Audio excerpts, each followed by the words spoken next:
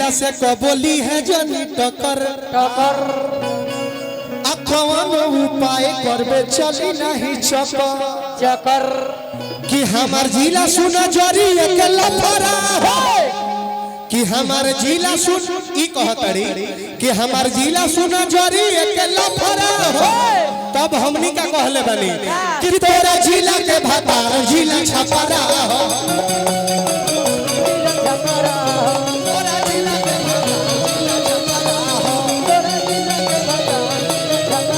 हमारा जिला से बोली है जगी टकर कौन उपाय करबे चली नहीं चकर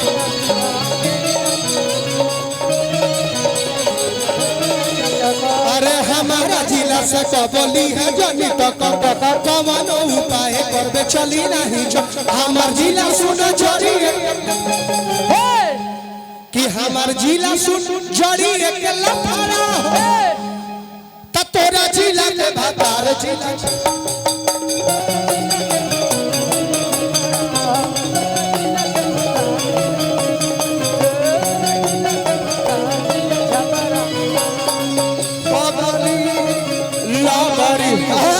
लाबरी रे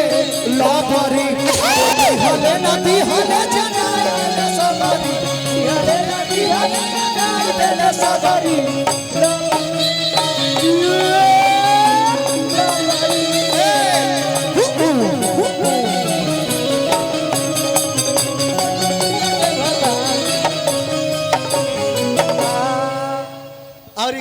लड़किया कहती है यानी कि काजल काजल सुन हमारा से कबहू के मतली है पंगा अच्छा न तो पूरा भरल बाजारे में हम कह दे हम नंगा सुन अरे चाहत के कुल्फी है लेके ते चीख ले अब प्यार मोहब्बत से जिए के सीख ले चाहत के कुल्फी होइले के ते चीख ले अब प्यार मोहब्बत से जिए के सीख ले अरे अरे अरे ये क्या करता रहो कि जनी टच करो नया हमर कपड़ा हो सही में नया हो जनी टच करो नया हमर कपड़ा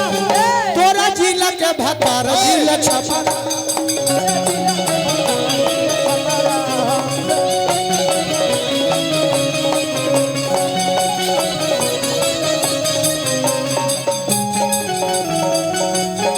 देखो तो प्यारे नु हो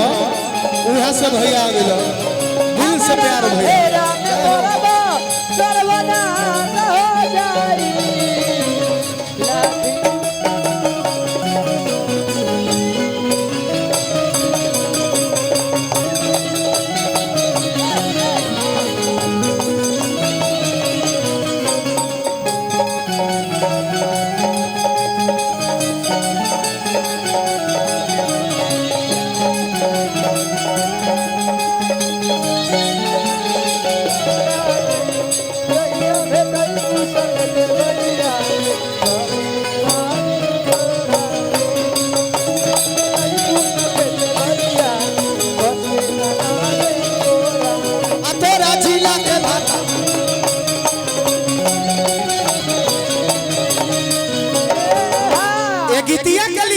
खेसारी लाल यादव के खेसारी बना दी हले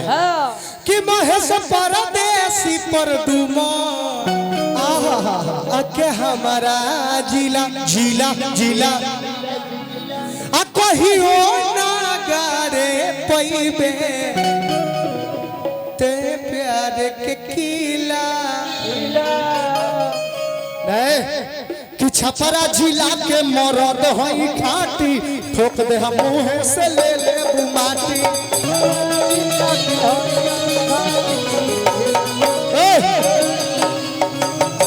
खाटी पधा मरिया छपरा जिला के अरे मरद हई खाटी आ ठोक दे हम मुंह से ले ले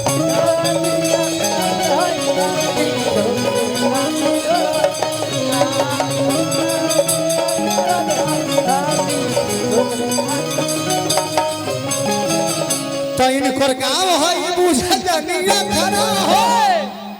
ई कहता दिनो कि हमार गांव हई बुझा जानिया खरा हो ए तोरा जिला के भतार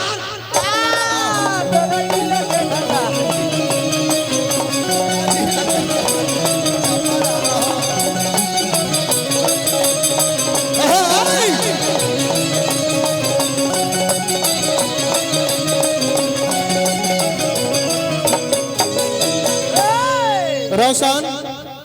हम चाहता नहीं कि एकरा बाद तू सिंगल गावा हमारा काजल राज के एगो बाद में डुएट हो जाना में हम साइड सॉन्ग गाए चूंकि हमारे साइड सॉन्ग के श्रोता बहुत बड़ा ना बहुत फरमाइश भी है लेकिन प्रदुमन जी आपके मुंह से साइड सॉन्ग बहुत अच्छा लगता है तो हम फीलिंग में गाई ले तो हम काजल के साथ बाद में साइड सॉन्ग हम लेकिन अभी तारा जोन गावे के बगावा तो माइक्रोफोन तू जइबा ना लेके हम बानी